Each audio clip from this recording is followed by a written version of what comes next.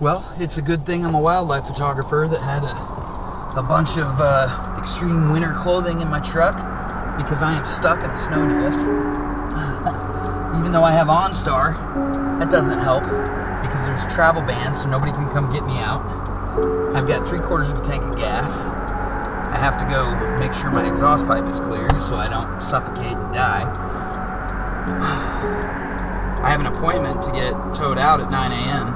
and they recommended I call 911. So I called 911 and they got a deputy that is going to come try to get me. I'm going to have to meet him maybe a half mile back probably, so he can take me to a hotel for the night. So I'm changing, going to go check my exhaust pipe, wait for police to call me back, and we'll see what happens. But check this out.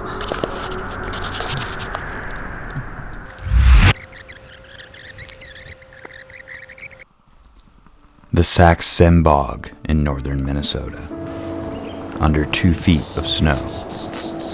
Home to the pine grosbeak and the evening grosbeak. 2 very colorful birds amongst the black and white backdrop of snow, tamarack forest, and black spruce bog, all peppered with chickadees flitting in the background.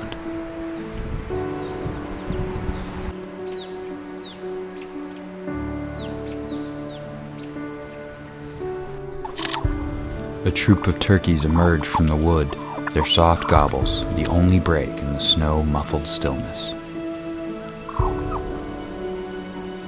At 20 below 0 Fahrenheit or 30 below Celsius, with the sun just peeking over my right shoulder, I take a stroll. The endless acres of quiet are punctured by the crunch of my boots and nothing else. It is as if sound only carries a few feet in this place, this real-life Narnia on the other side of my truck's metaphorical wardrobe door. When the noise of scurries finally pierce my Gore-Tex hood, it is a seemingly endless parade of America's second cutest squirrel, the red squirrel, a tufted-eared tiny northerner equally at home burrowing in the snow as it is leaping amongst the pines. I tried to make a deal with them. If they were to spot a great gray owl for me, they should bark incessantly to get my attention. And for my part, if I find an owl first, I would warn them off with a series of intricate hand signals. They were absolutely no help at all. Perhaps I can rely on the chickadees and woodpeckers to be more cooperative and communicative. Whatever the case may be, I knew I was going to need some help.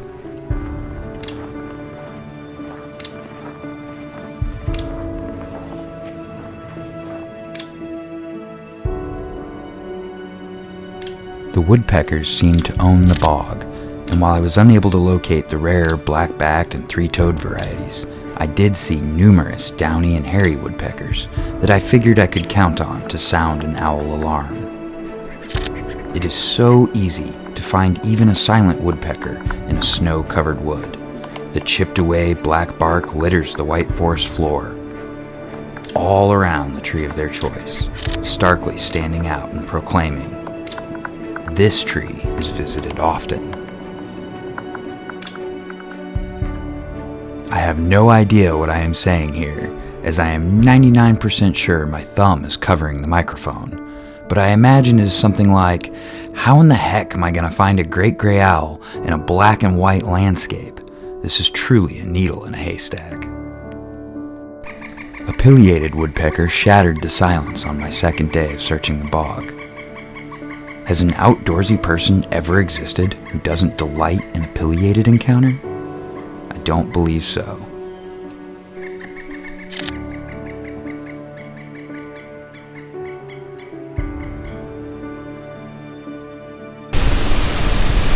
Check it out, snowshoe hair tracks.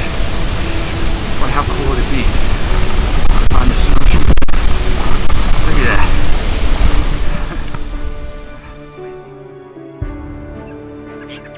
Canada jay is also a real treat for this Missouri native. While they cannot compete with the blue jay's sense of fashion, they are, in my opinion, far cuter. Button-eyed as Frosty the Snowman and just as round and puffy, this bird is another fine monochromatic ornament in a land of Christmas trees.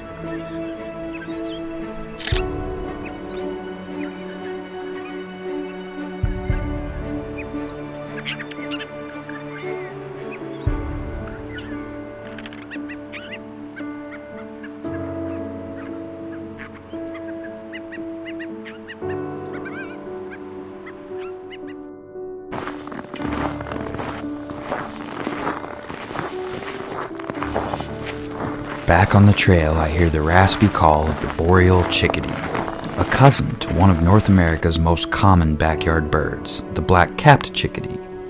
This brown-crowned boreal forest dweller is as far south here as you will ever find them. A lifer bird for me, and the cutest, roundest little ball of feathers I've ever encountered. I felt incredibly lucky to get quite a few full-frame photos of these pint-sized Canadian visitors.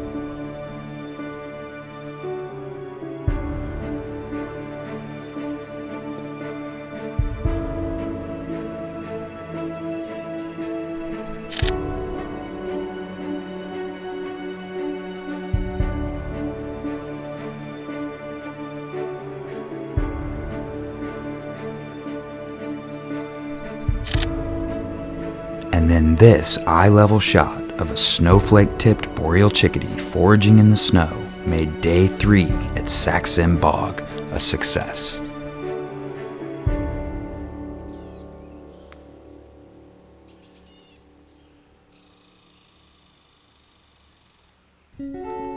My 4th and final day, the last sunset of my trip, my last opportunity to find the Phantom of the North. I desperately drive every highway, state road, gravel back road, and almost sort of road I can find.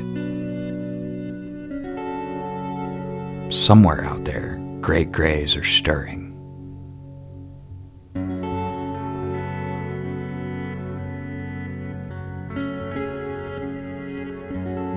The sun and my morale dip lower.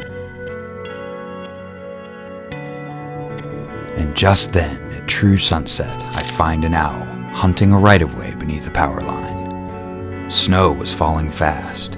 It was 10 below. There was hardly a ray of light left. Everything is a deep shade of blue. Mesmerized and unbothered by the current lack of any background within the viewfinder, I started taking photos, working the shutter open and closed, holding my breath so as not to ruin it. In 10 minutes' time, it would be pitch black night. Silent wings, the owl flew across the highway. I spun up the shutter speed, only to spin it right back down as the owl landed in an even darker, bluer world. A world ruled by shadow, bitter cold, and the great gray owl.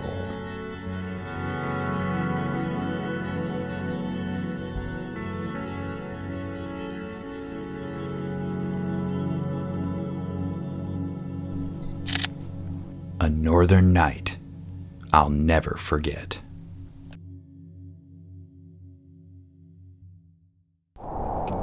Only to be followed by another unforgettable night as Mother Nature and Chevrolet conspired to strand me in my truck for 18 hours in whiteout blizzard conditions.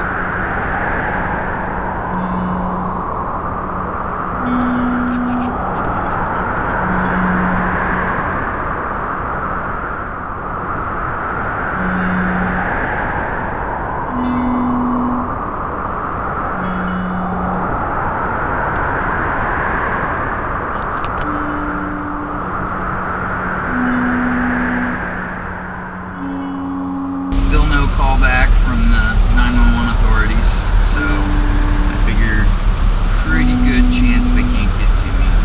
It's 4:37 in the afternoon, and I'm probably spending the night in the truck.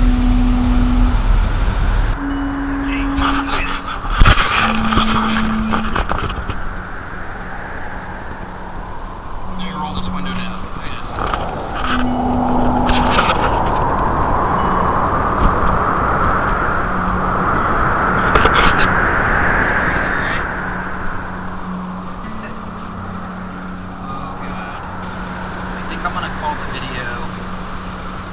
time I almost died to get a picture of a great gray owl.